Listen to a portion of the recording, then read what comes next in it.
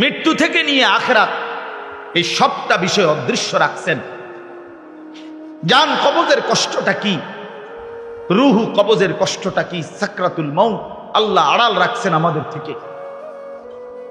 লাশ যখন খাটের মধ্যে কবরস্থানের দিকে নেয়, কসম আল্লাহর, আল্লাহর নবী সাল্লাল্লাহু আলাইহি সাল্লাম বলেন, নাফরমান পাপীর লাশ যখন কেউ কাঁধে তুলে খাটের মধ্যে করে কবরস্থানের দিকে রওনা দেয়, আল্লাহর কসম নবী বলছে, সে চিৎকার দেয় আর বলে, ইয়া ওয়াইলাহা আইনা তাযহাবুন, হায় আমার মন্দ কপাল, তোমরা আমারে কই নিয়ে যাচ্ছ, কেন ওইদিকে নিয়ে যাচ্ছ?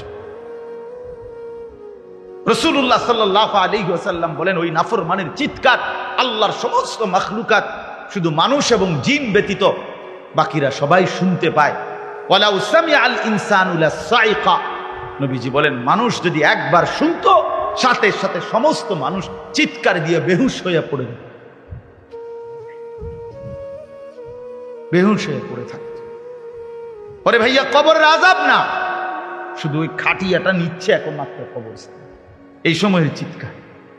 আমরা কিতাবে পড়ছি, যদি একবার জীবনে কোনো মহল্লার কোনো মানুষ কোন নাফরমানের লাশের চিৎকার একবার শুনতো, খোদার কসম, আল্লাহর কসম, তো মানুষ আর কারো জানাজা দিত না, কাউরে আর দাফন করতো না, কারো লাশ আর কাঁধে নিত না যদি চিৎকার মারে। কথা বোঝেন নাই? তো মানুষের লাশ পড়ে থাকতো, পচে গলে যেত। আল্লাহ তাআলা দয়া করছেন আমাদের, দয়া করেছে আল্লাহ তাআলা, দয়া করেছেন আমাদের।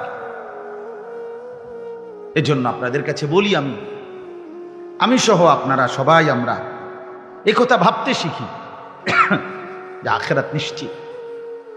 ছেলেরা আমার, ভাইয়া, কেন এই রং তামাশার এই জিন্দেগি? এক ওয়াক্ত নামাজ পড়তে চাও না, চুল থেকে নিয়ে পায়ের নখ পর্যন্ত রাসূলুল্লাহ সাল্লাল্লাহু আলাইহি ওয়াসাল্লামের কোনো নমুনা নাই, সাহাবায়ে কেরামের কোনো নমুনা নাই, কোরআনুল কারীমের একটি শব্দের সাথে তোমার কোনো সম্পর্ক নাই, নবী সাল্লাল্লাহু আলাইহি ওয়াসাল্লামের 23 বছরের জিন্দেগির সাথে তোমার কোনো সম্পর্ক নাই। এ কেমন জিন্দেগি ভাইয়া? এ কেমন জিন্দেগি? মসজিদে এশার নামাজ চলতেছে, ওরা স্বেচ্ছাসেবকের কার্ড গায়ে দিয়া সবাই দাঁড়ায় আছে এখানে, তো তোমগো নামাজ কোন দিন? তোমরা যুবক বৃন্দ যে আয়োজন করলা ভাইয়া, তো তোমাদের নামাজ কোন দিন হবে? একটি সেজদার সামনে আমার মতো 100 মৌলবী, 1 কোটি মৌলবীর কি অর্থ আছে? আমি আসলেই কি আর না আসলেই কি? কিন্তু এক সেজদা, আল্লাহ নবী সাল্লাল্লাহু আলাইহি সাল্লাম বলেন, লা সাজদাতুন ওয়াহিদাতুন খায়রুম মিনাদ দুনিয়া ওয়া মা ফিহা। একটি সেজদা, নবীজি বলেছেন, একটি সেজদা উম্মত দুনিয়া এবং দুনিয়ার মধ্যে যা আছে সবকিছুর চাইতে উৎকৃষ্ট। খায়ের, সেই সেজদাটা যার ছুটে গেছে সে কি পরিমাণ বদনসিব। আল্লাহ নবী সাল্লাল্লাহু আলাইহি ওয়াসাল্লাম বলেন, আকরাবু মা ইয়াকুনুল আবদু মির রাব্বিহি ওয়া হুয়া সাজিদ। নবীজি বলেন, বান্দা আল্লাহ তাআলার সবচেয়ে ঘনিষ্ঠ হয়, আল্লাহর কাছে যায় বান্দা সবচেয়ে বেশি যখন সে সেজদা করে। কি করে ভাইয়া? বলেন না, সেজদা করে। সেজদা, সেজদা করলে বান্দা আল্লাহর সবচেয়ে প্রিয় হয়। আর আরবিতে একটা নিয়ম আছে, আপনার কোন জিনিসের পক্ষ দেখে উল্টাটা বোঝা যায়, উল্টাটা দেখে বাওটা বোঝা যায়। তো আরাফুল আশিয়া বিল আবদাদ, তো এটার উল্টা যেটা, তো এটাও তো বুঝাই যায় যে আল্লাহ তাআলার সবচেয়ে ঘনিষ্ঠ হয় সেজদার দ্বারা, তো আল্লাহ তাআলার সবচেয়ে দূরে হয় সেজদা না করার দ্বারা। বান্দা আল্লাহ তাআলার কাছে সবচেয়ে ঘৃণিত হয় যখন সে সেজদা করে। এই জন্য একটি সেজদা, একটি মাত্র সেজদা যার দ্বারা 1 রাকাত হয় না, 1 রাকাত নামাজ হওয়ার জন্য 2টা সেজদা লাগে। একটি সেজদা না করার কারণে কিতাবের কোনো বর্ণনা আছে, ইমাম কুরতুবী বলছেন 80,000 বছর ইবলিস আল্লাহর বন্দেগী করছে। তা ৮০,০০০ বছর ইবাদতের পরে গিয়েও একদিন একবার আল্লাহ তাআলার একটা হুকুম সেজদা, একটা সেজদা করে নাই। তো আল্লাহ তাআলা অনন্তকালের জন্য তাকে মরদুদ, মালউন, শয়তান, ইবলিস, তারে রাজিম, অভিশপ্ত বানায় দিছে, অভিশপ্ত বানায় দিছে। আরে অপদার্থ সন্তান, এই নওজোয়ান, তুই কতগুলো সেজদা দেস নাই, নাফরমান, তুই কত বড় শয়তান, কত বড় শয়তান বেটা, তুই ছোটখাটো শয়তান বেটা, তো ওই শয়তানের থেকে বড় শয়তান বেটা। ওই শয়তান তো একটা সেজদা করে না।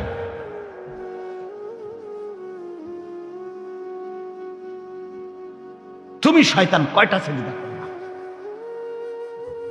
কতদিন হয় ফজরের নামাজ পড়ো না? কতদিন হয় বলো? এখন ছেলেরা দাঁড়ায় দাঁড়ায় বলো ফজরের জামাত কয়টায়? কতদিন হয় মসজিদে ফজরের নামাজের জামাত পড়ছে? হ্যাঁ, রাসূলুল্লাহ সাল্লাল্লাহু আলাইহি ওয়াসাল্লামের স্পষ্ট হাদিস, ফজরের নামাজ মুমিনের নামাজ। ফজর যে পড়ে না, নবীজির স্পষ্ট সিদ্ধান্ত, সেটা মুনাফিক, পাক্কা মুনাফিক। যে ফজর পড়ে, রাসূল বলছে যে ফজর পড়েন এটা খবিস, খবিসান নফস, খবিস। নবীজি বলছে যে ফজর পড়ে না এটা কাসলান, অলস, অপদার্থ। নবীজি বলছে যে ফজর পড়ে না তার দুই কানে শয়তান মুত্তা দেয়। বালাশ শাইতান ফি উদুনাইহি, আল্লাহ রাসূল বলছেন সাল্লাল্লাহু আলাইহি ওয়াসাল্লাম, যে ফজরের নামাজ পড়ে না তার দুই কানে শয়তান কি করে দেয়? প্রস্রাব করে, পেশাব করে। খবিস, এটা খবিস, নিকৃষ্ট খবিস।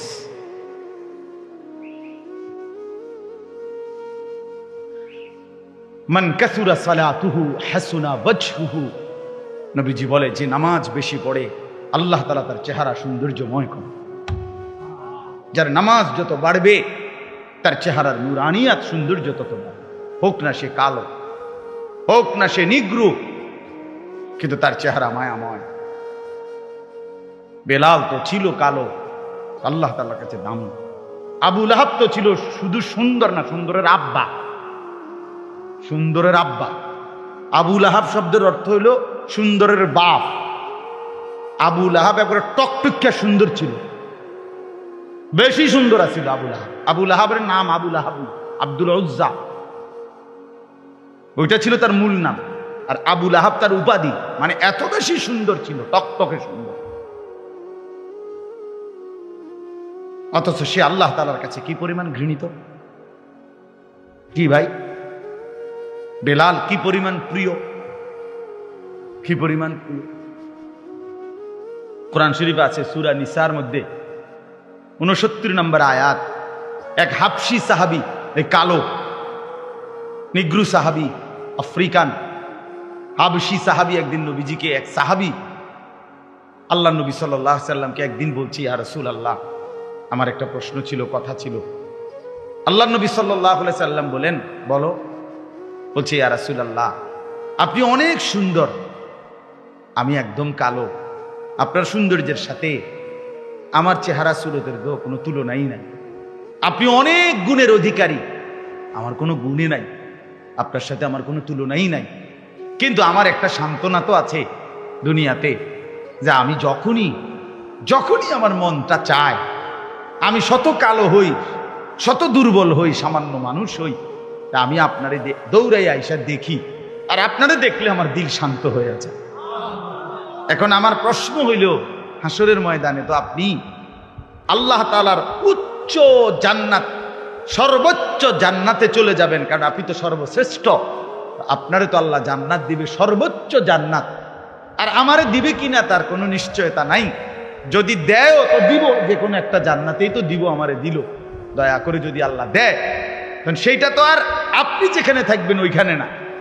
তাহলে এখন আমার প্রশ্ন হলো, ইয়া রাসূলুল্লাহ, এখন তো আমি শত দুর্বল হওয়ার পরেও কোনো দিক থেকে আপনার সাথে আমার তুলনা নাই, তারপরেও আমি দৌড়াইয়া আইসা আপনারে দেখতে পাই। এখন জান্নাতে যাওয়ার পরে আপনি থাকবেন কত উঁচা জান্নাতে, সেখানে তো আমি আপনাকে দেখব না, আমি থাকবো আমার জান্নাতে। ইয়া রাসূলুল্লাহ, আল্লাহর কসম নবী, এই জান্নাতে গিয়েও যদি আমি আপনাকে না দেখি তো ওই জান্নাতে থাকাটাও তো আমার জন্য কষ্টকর হয়ে যাবে। আমি কি তাইলে আপনাকে দেখব না তখন? তখন আল্লাহ তাআলা কোরআনুল কারীমের আয়াত নাজিল করে আল্লাহ তাআলা বলেন, বন্ধু ওরে বলেন ব্যবস্থা আছে, আপনার সাথেই থাকবে। ওয়ামান ইউতি'আল্লাহা ওয়ার রাসূল ফাউলাইকা মা'আল্লাযীনা আন'আমা আল্লাহু আলাইহিম মিনান নাবিয়্যিনা ওয়াস-সিদ্দীকিন ওয়াশ-শুহাদা'i ওয়াস-সালিহিন ওয়া হাসুনা উলাইকা রাফীকা। রব্বুল আলামিন বলেন, বন্ধু আপনি বলে দেন যে বা যারা আল্লাহর আনুগত্য করবে, আপনি রাসূলের অনুসরণ করবে, আমি আল্লাহ ওয়াদা দিলাম ওই ব্যক্তি বা গ্রুপকে, ওই সম্প্রদায়কে, ওই মানুষগুলোকে সরাসরি আপনারা সমস্ত নবীদের সাথেই থাকতে দেব। ফাউলাইকা মা'আল্লাযীনা আন'আমা আল্লাহু আলাইহিম মিনান নাবিয়্যিন, সমস্ত নবীদের সাথে থাকতে দেব। 2 নম্বরে নবীদের পরে যারা শ্রেষ্ঠ উম্মত তারা হলো সিদ্দিক, তাদের সাথে থাকতে দেব। 3 নম্বরে এরপরে সর্বশ্রেষ্ঠ যারা শহীদগণ তাদের সাথে থাকতে দেব। 4 নম্বরে যারা আমার সালেহীন, আমার সমস্ত হুকুম মাননেওয়ালা নেক বান্দা তাদের সাথেই থাকতে দেব। ওয়া হাসুনা উলাইকা রাফীকা, আল্লাহ বলেন তখনই দেখবে সে কি উত্তম, কি চমৎকার বন্ধু পেল।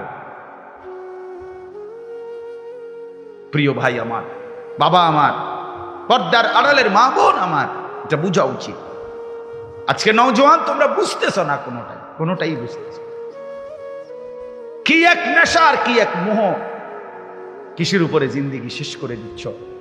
না মায়ের সাথে কোনো বাঁধন আছে, না বাবার সাথে কোনো বন্ধন আছে, না উলামায়ে কেরামের সাথে কোনো বাঁধন আছে, না ইমাম সাহেবের সাথে কোনো সম্পর্ক আছে, না আল্লাহর সাথে, না রাসূলের সাথে, না কোরআনের সাথে, না ইসলামের সাথে। কিরে ভাইয়া, মুসলমানের ঘরে জন্ম নিয়া এক মুসলমান পবিত্র মায়ের 2টা বছর দুধ খাইয়া মুসলমানের অঞ্চলে মহল্লায় থাইকে এভাবে আল্লাহরে ভুলে গেলা কেন? আরে এটা কি? তুমি কি আফ্রিকার জঙ্গলে থাকো যে নামাজ চেনো না? তুমি কি হিমালয় পর্বত